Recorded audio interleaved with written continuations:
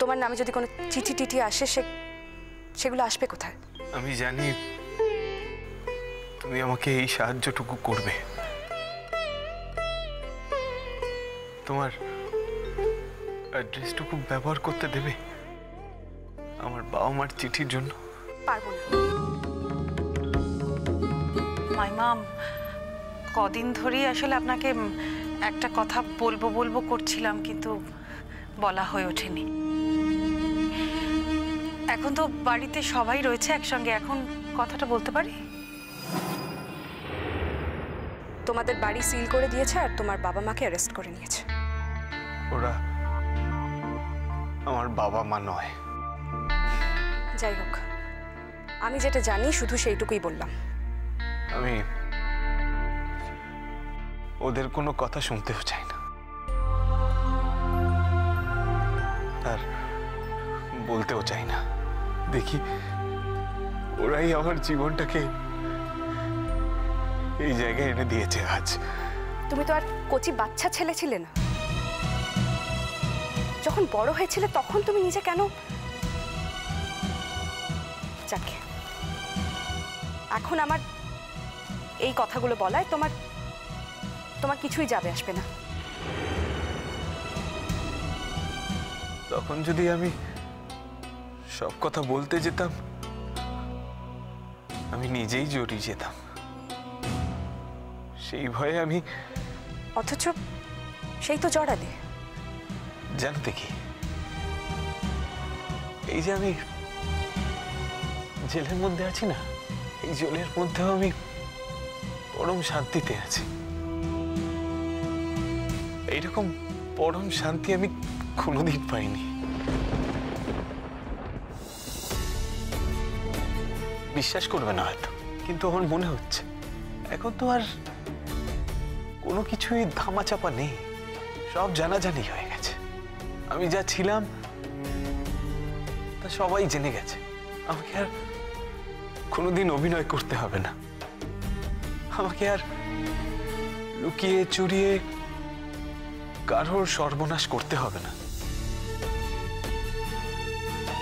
আমি মুক্তি পেয়েছি দেখি, বিশ্বাস করে দেখি, আমি সত্যিই মুক্তি পেয়েছি। জানো দেখি, আমার কি সবসময় এই কাজগুলো করতে ভালো লাগতো? লাগতো না, বিশ্বাস করো। তোমার নিজের বাবা মার কথা জানতে ইচ্ছে করে না? কি করেই বা জানবো বলো? জানার তো কোনো উপায়ও নেই। তা ভেবে দেখেছো কখনো কি করে জানা সম্ভব? জানি তার সম্ভব নয়, তাই আর কোনোদিন ভাবিও নি। প্রথমেই যদি ভেবে নাও যে সম্ভব নয়, তাহলে তো কথা বলারই কোনো মানে হয় না। আমি কি বা করতে পারতাম বলো? হ্যাঁ, আমাকে এমন একটা জায়গা থেকে তুলে এনেছিল যে তখন তো আমি খুব ছোট ছিলাম, জানো।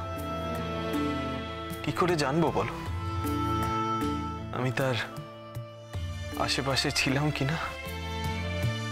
আমি তো আমার বাবা মার নামটুকু পর্যন্ত জানি না, তাহলে কি করে আমি? যাক, এখন তো চাইলেও তুমি সেটা করতে পারবে না। এখন তো তুমি জেলে থাকছো, কিন্তু জেল থেকে বেরিয়ে তোমার প্রথম কাজ হবে তোমার বাবা মাকে খুঁজে বার করা। তুমি কাগজে বিজ্ঞাপন দেবে। তুমি আমার জীবনে আলো দেখাতে চাইছো, আমার মতো একটা অন্ধকারে থাকা মানুষের জীবনে আলো আসবে।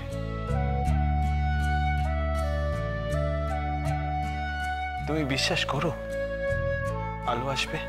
আমার বিশ্বাস দিয়ে কি হবে? তুমি চাইলে এগুলো করতে পারো, সেইটুকুই আমি বললাম।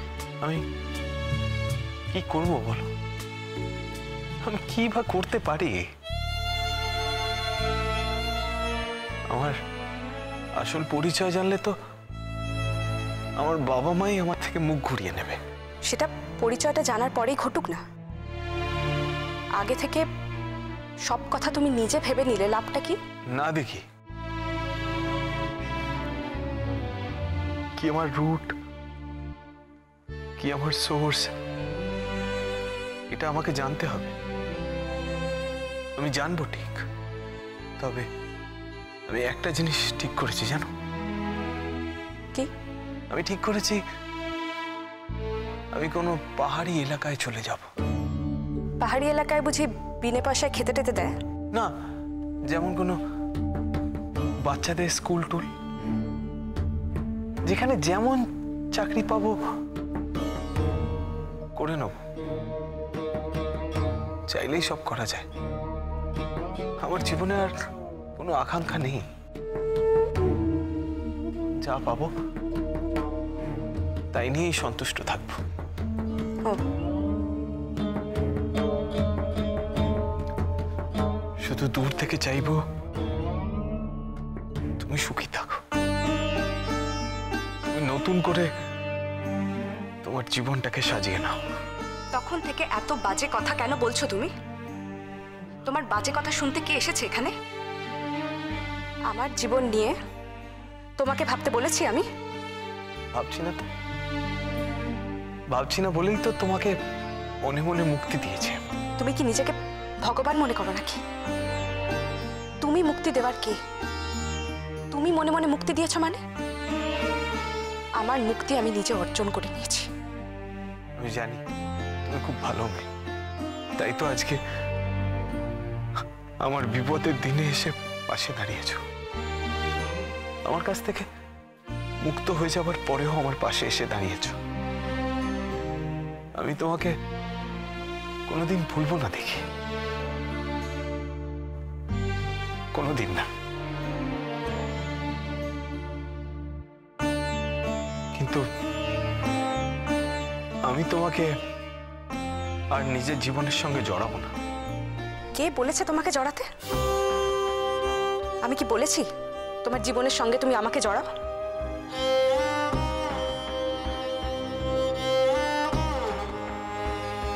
তুমি কাঁদছো কেন?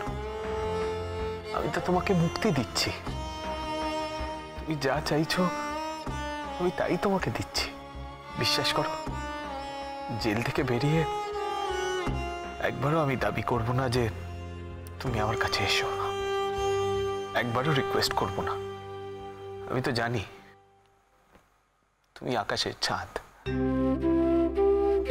তোমার আর আমার একসাথে পথ চলা আর কোনোদিন সম্ভব নয়, কিন্তু আমি তোমাকে এইভাবেই ভালোবেসে যাব। মর্তের মানুষরা চাঁদকে যেভাবে ভালোবাসে, আমি ঠিক সেইভাবেই সারা জীবন তোমাকে ভালোবেসে যাব। আর সেই ভালোবাসায় তুমি কোনোদিন আমাকে আটকাতে পারবে না।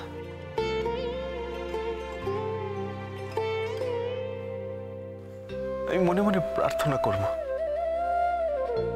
যাতে তুমি ভবিষ্যতে খুব সুখী হও। তুমি যাকে পছন্দ করবে সে যেন একদম ঠিক তোমার মনের মতো হয়। তুমি যাতে একটা সুন্দর সংসার করতে পারো, যে সংসারে কেউ তোমাকে বঞ্চনা দেবে না, কেউ তোমাকে কষ্ট দেবে না। তুমি হবে সেই সংসারের রানী। Stop it Surya, just stop it. না, ঠিক আছে, তোমার জীবন নিয়ে কথা বলার তো কোনো অধিকার এখন আমার আর নেই। নদীর বিয়ে 28শে বৈশাখ।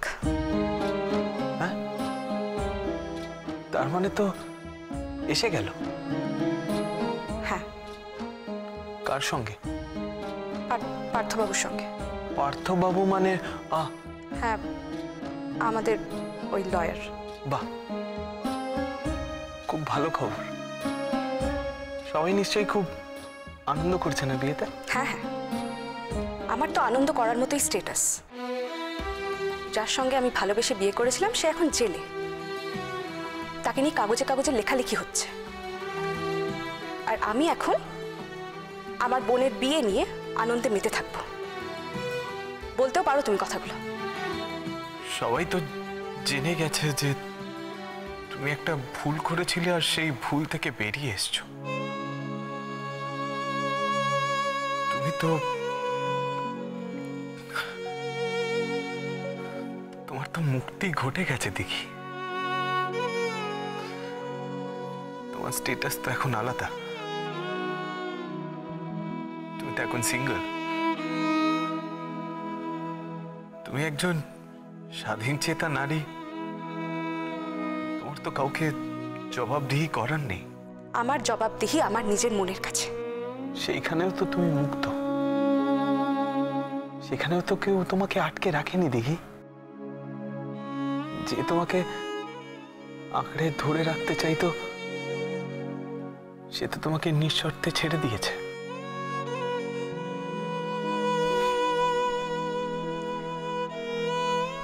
এখানে এখানে খাওয়া দাওয়া ঠিক মতো দেয়? ওই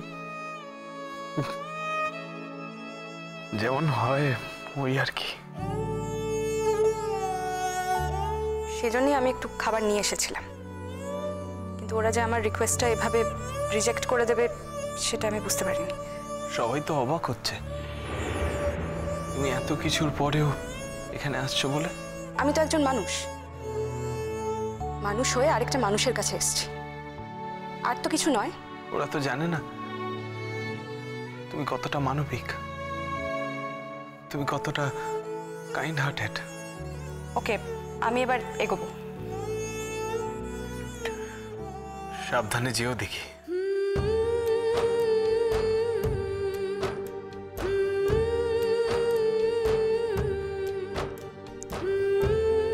তুমি ভালো থেকো।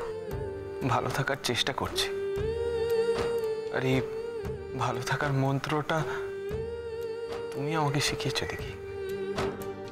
আমি তা কোনোদিন ভুলবো না, কখনো। বাড়িতে তো বিয়ে, জানি না আসতে পারবো কিনা, এর মধ্যে কয়েকটা দিন দেরি হতে পারে। তুমি আবার আসবে আমার কাছে? কেন, তোমার কি আপত্তি আছে? না, আমার আপত্তি থাকবে তা নয়, কিন্তু তুমি আমার কাছে কেন আসবে দেখি? ত্রিভুবনে তো আর তোমার কেউ নেই, তোমার হয় কাঁদারও কেউ নেই। এমনই অভাগা একটা মানুষ, এমন একটা মানুষকে আমি দেখতে আসতে পারি না? আসবো মাঝে মাঝে। তোমার দয়ার কোনো তুলনা নেই দেখি, সত্যি কোনো তুলনা নেই দেখি। কথাটা মনে রেখো। তোমার এই ঋণ আমার সারা জীবন মনে থাকবে দেখি, সারা জীবন। এবার তাহলে এগোই। তা তোমার এই পাহাড়ে যাওয়ার প্ল্যানটা তো তুমি জেল থেকে বেরিয়ে তারপরই ফাইনাল করবে, তাই তো? মানে এখান থেকে তো ইচ্ছে থাকলেও উপায় নেই, কারোর সঙ্গে কিছুই যোগাযোগ করতে পারবে না। তো তুমি যদি বলো তাহলে আমি কারোর সঙ্গে যোগাযোগটা করে দিতে পারি। তুমি কি আমাকে টিজ করলে দেখি? বেশ, আমি প্রমাণ করে দেবো আমি পাহাড়ে যাই কিনা। আমি প্রকৃতির কাছে ফিরতে চাই। কোনো মানুষ তো আমাকে গ্রহণ করবে না, তাই মানুষের কাছে আমি ফিরতে পারবো না, তাই প্রকৃতির কাছে ফিরতে হবে আমাকে। মানুষ আমাকে কাছে টেনে নেবে না বলেই প্রকৃতি হয়তো আমাকে শেষ আশ্রয় দেবে। আমার মতো এরকম একজন অভাগা মানুষের আর কি করার আছে দেখি?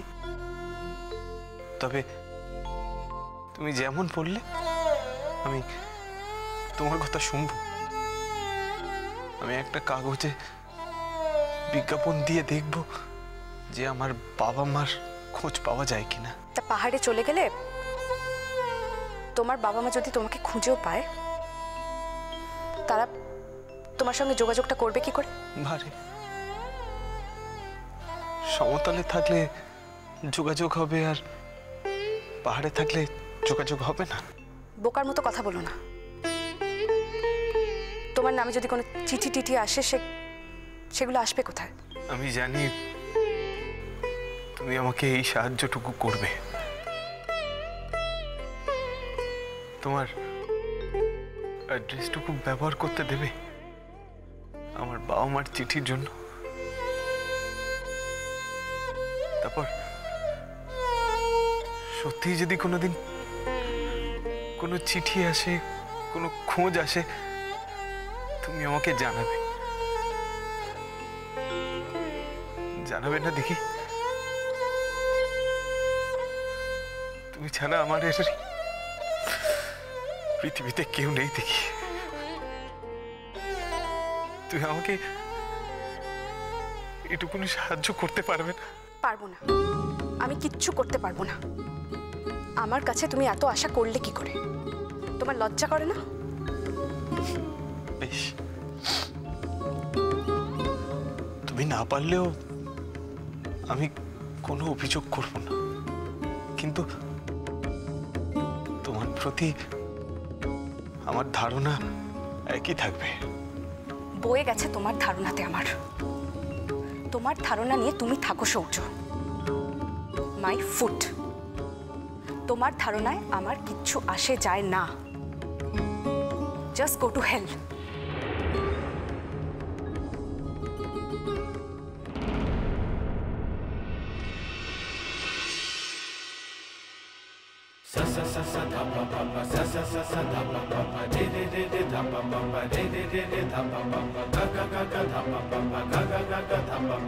কিছু বলবে?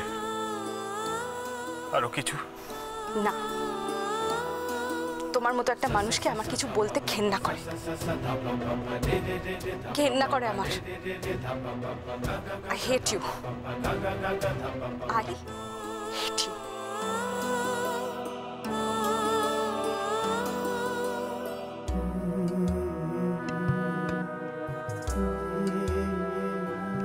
তাই দেখি, তবু তো তুমি ঘৃণা করো। কোনো মানুষ তো আমাকে মানুষ বলেই ভাবে না। তবু না হয় তোমার ঘৃণা নিয়েই বাকি জীবনটা বেঁচে থাকবো। তবু তো জানবো কেউ আমাকে নিয়ে একটু হলেও ভাবে, ঘৃণার জন্য অন্তত ভাবে।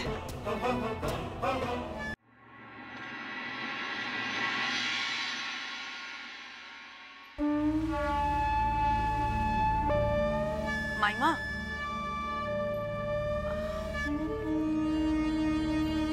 মাইমা, কদিন ধরেই আসলে আপনাকে একটা কথা বলবো বলবো করছিলাম, কিন্তু বলা হয়ে ওঠেনি। এখন তো বাড়িতে সবাই রয়েছে একসঙ্গে, এখন কথাটা বলতে পারি? এত কিন্তু কিন্তু কেন করছো? হ্যাঁ সোনালি, আমার বাড়িতে যতই বাড়ির ছেলের বউ আসুক, তোমাকে আমি চিরকাল আমাদের পরিবারের বউ বলে মনে করে এসেছি। আর তুমিও সেই রকম ভাবে তোমার দায়িত্ব কর্তব্য সব পালন করে এসেছো। তো আজ তুমি একটা কথা বলতে গিয়ে এত কিন্তু কিন্তু করছো কেন? কি বলবে বলো? সে মাইমা আপনি আমাকে ভালোবাসেন বলে বলছেন, কিন্তু এখন তো আর সবটা আগের মতো নেই। দিন বদলাতে চলেছে মাইমা। এখন সবকিছুই অনেক ভেবেচিন্তে বলার প্রয়োজন আছে। তুমি কি পার্থ যে মেয়েটিকে ঠিক করেছে সেই ব্যাপারে কিছু বলতে চাও? হ্যাঁ, মেয়েটা একটু ঠোঁট কাটা বটে, সেটা আমিও খেয়াল করেছি।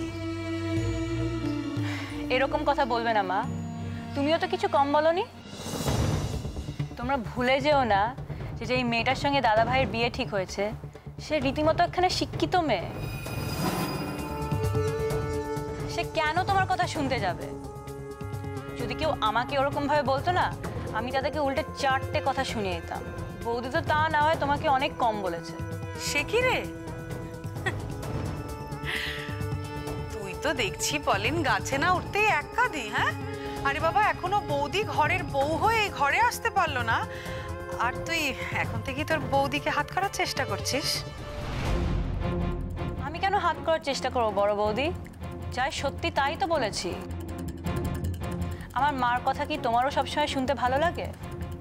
এখন না হয় মা সামনে আছে তাই জন্য তুমি বলছো না, কিন্তু আমরা সবাই কিন্তু ভালো করেই জানি যে তোমার এইসব শুনতে মোটেও ভালো লাগে না। তুমি তো তাও অনেক দিন ধরে আছো আর মা তোমাকে ভালোবাসে। আচ্ছা, নতুন যেই মেয়েটা আসছে তার দোষটাও বা কি বলো তো? তাকে যদি আমরা এরকমভাবে প্রথম থেকেই ভয় দেখাই তাহলে সে আমাদেরকে ভালোবাসবে কি করে? এই যে বচনেশ্বরী, অনেক বচন শুনেছি তোমার, আজকাল তুমি অনেক বচন দিচ্ছ, সবই শুনছি। দেখো, মায়ের কথার পিঠে কথা বললে শাসন তোমাকে আমি করবই, সর্বক্ষণ করি। সেরকম অন্যায্য কাজ কারু দেখতে পেলে তাকেও আমি শাসন করবই। এমন কিছু বড় হয়ে যাওনি তুমি যে মার কথার পিঠে তুমি কথা বলে যাবে। আর শোনো, আমি কারো খাই পড়িনি, তোমার বাপ যা রেখে গেছিলেন তাতে করে আমার দিব্যি চলে যায়। আমার খাবার জন্য ছেলের কাছে হাত পাততে হয়নি।